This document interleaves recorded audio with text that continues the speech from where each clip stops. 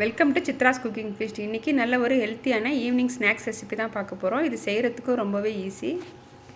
நல்ல சாஃப்டான ஹெல்த்தியான இந்த ஸ்நாக்ஸ் ரெசிபியை பார்க்குறதுக்கு முன்னாடி ஃப்ரெண்ட்ஸ், இப்போ தான் நம்ம சேனலுக்கு ஃபஸ்ட் டைம் வரீங்கன்னா சப்ஸ்கிரைப் பண்ணிவிட்டு பாருங்கள். கொழுக்கட்டை நல்லா சாஃப்டாக வரதுக்காக வீடியோ நடுவில் நான் சின்ன சின்ன டிப்ஸ் கொடுத்துருக்கேன். வீடியோவை ஸ்கிப் பண்ணாமல் கடைசி வரைக்கும் பாருங்கள். இப்போ வாங்க நம்ம இந்த சாஃப்டான கொழுக்கட்டை எப்படி செய்கிறதுன்னு நம்ம வீடியோக்குள்ளே போய் பார்க்கலாம். கொழுக்கட்டை செய்கிறதுக்கு ஃபஸ்ட்டு நம்ம ஸ்டஃபிங் ரெடி பண்ணிக்கலாம். அரை மூடி தேங்காய் துருவி வச்சுருக்கேன். 1 கப் அளவுக்கு நான் சேர்த்துக்கிறேன். தேங்காய் எடுத்து அதே கப்பில் அரை கப் அளவுக்கு நான் நாட்டு சக்கரை சேர்த்துக்கிறேன். அரை டீஸ்பூன் அளவுக்கு நான் ஏலக்காய் தூள் சேர்த்துக்கிறேன்.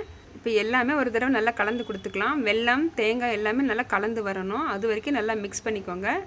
இந்த பூரணம் பார்த்திங்கன்னா நமக்கு ஒரு 5 நிமிஷத்துலேயே நம்ம ரெடி பண்ணி வச்சுக்கலாங்க. இது இன்ஸ்டண்ட்டாக நம்ம ரெடி பண்ணக்கூடிய இந்த பூரணம். கொழுக்கட்டையோட மேல் மாவு நம்ம ரெடி பண்ண போகிறோம். அதுக்காக நம்ம தண்ணியை காய வச்சுக்கலாம். இந்த கப்பில் நான் 1.5 கப் அளவுக்கு தண்ணி ஆட் பண்ணிக்கிறேன். இந்த கப்பு பார்த்திங்கன்னா 250 மில்லி பிடிக்கும்.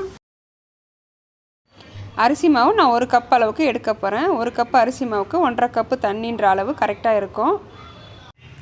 1.5 கப் அளவுக்கு நான் தண்ணி சேர்த்தாச்சு. கொழுக்கட்டை நல்லா சாஃப்டாக வர்றதுக்கு நம்ம 1 டேபிள் ஸ்பூன் நெய் ஆட் பண்ணிக்கலாம். நெய் இல்லைன்னா தேங்காய் எண்ணெய் கூட சேர்த்துக்கலாங்க. ஒரு பிஞ்ச் அளவுக்கு உப்பு சேர்த்துட்டு தண்ணி நல்லா கொதித்து வரட்டும். அது வரைக்கும் வெயிட் பண்ணலாம். இப்போ தண்ணி பார்த்திங்கன்னா நல்லா கொதித்து வந்திருக்கு. இப்போ அடுத்தது என்ன பண்ணலான்னா, நம்ம ஒரு அகலமான பாத்திரம் எடுத்திருக்கேன். இதில் 1 கப் அளவுக்கு அரிசி மாவு எடுத்திருக்கேன். நல்லா சலிச்சிட்டு, நம்ம வீட்டில் அரைச்ச மாவு இருந்தாலும் சரி, நம்ம கடையில் வாங்கின மாவாக இருந்தாலும் சரிங்க, நம்ம வறுக்காமல் சேர்த்துக்கலாம். 1 கப் அளவுக்கு அரிசி மாவு சேர்த்துருக்குறேன். நல்லா சலிச்சிட்டு சேர்த்துக்கோங்க. அதுக்கப்புறம் பார்த்திங்கன்னா நான் உட்டன் ஸ்டிக் எடுத்திருக்கேன். நம்ம மாவு மிக்ஸ் பண்ணுறதுக்கு நல்லா ஈஸியாக இருக்கும். கொதிக்க வச்ச தண்ணியை நம்ம கொஞ்சம் கொஞ்சமாக சேர்த்துட்டு நல்லா பிசைஞ்சிக்கலாங்க. தண்ணியை மொத்தமாக ஊற்றிடாமல் கொஞ்சம் கொஞ்சமாக சேர்த்துக்கோங்க.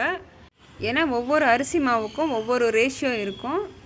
எனக்கு மொத்தமாக 1 கப்பு அரிசி மாவுக்கு 1.5 கப் அளவுக்கு தண்ணி சரியாக இருந்தது. நீங்கள் மாவோட அளவை பார்த்துக்கிட்டு தண்ணி கூடுதலாகவோ குறைவாவோ சேர்த்து நல்ல ஒரு சாஃப்டான மாவை பிசைஞ்சு எடுத்துக்கலாம்.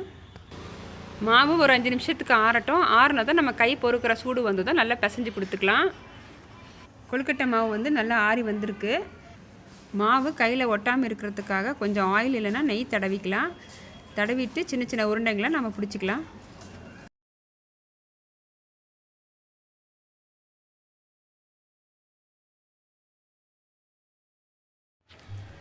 இப்போ நம்ம கொழுக்கட்டையை வாழை இலையில் வச்சு நம்ம தட்டி எடுக்க போகிறோம். மாவு பாருங்கள் எந்த அளவுக்கு சாஃப்டாக இருக்குன்னு. இந்த அளவுக்கு நமக்கு மாவு இலக்கமாக இருந்ததுன்னா நம்ம தட்டும்போது விரிசல் இல்லாமல் கரெக்டாக வரும். நம்ம கொழுக்கட்டையும் பார்த்திங்கன்னா சாப்பிட்றதுக்கு ரொம்பவே சாஃப்டாக இருக்கும். இப்போ நம்ம ஏற்கனவே செஞ்சு வச்சுருந்த இந்த ஸ்டஃபிங்கை நடுவில் வச்சு அப்படியே நம்ம மடித்து விட்டுக்கலாம். நல்லா ப்ரெஸ் பண்ணி விட்டுக்கலாம். அந்த ஓரத்தை மட்டும் நல்லா ப்ரெஸ் பண்ணி விட்டுக்கோங்க. அப்போ தான் அந்த ஸ்டஃபிங் வெளியே பிரிஞ்சு வராமல் இருக்கும். இந்த எக்ஸ்ட்ரா இலையை நான் கட் பண்ணி எடுத்துக்கிறேன். இதே போல் நம்ம எல்லாமே வாழை இலையில் வச்சு மடித்து எடுத்துக்கலாம். இப்போ இன்னொன்று செஞ்சு காட்டுறேன் பாருங்கள்.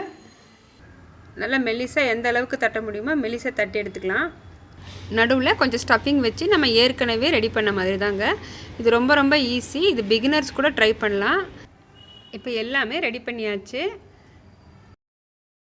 நம்ம ரெடி பண்ணி வச்சுருந்த இந்த கொழுக்கட்டையை நம்ம ஆவியில் வேக வச்சு எடுக்க போகிறோம். இட்லி பாத்திரத்தில் தண்ணி நல்லா சூடாக இருக்குது. இப்போ நம்ம ஒவ்வொன்றா நம்ம அடுக்கி வச்சுக்கலாம்.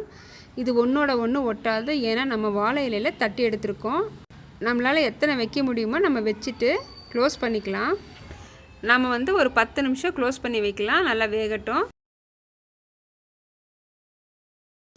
இப்போ 10 நிமிஷம் ஆயிருக்கு. நம்ம இப்போ ஓப்பன் பண்ணிக்கலாம். கொழுக்கட்டை பார்த்திங்கன்னா நல்லா வெந்து வந்திருக்கு. நம்மளுடைய கொழுக்கட்டை பார்த்திங்கன்னா நல்லா பர்ஃபெக்டாக வெந்து வந்திருக்கு. ஸ்டஃபிங் ஒன்று கூட பிரிஞ்சு வெளியே வரலை.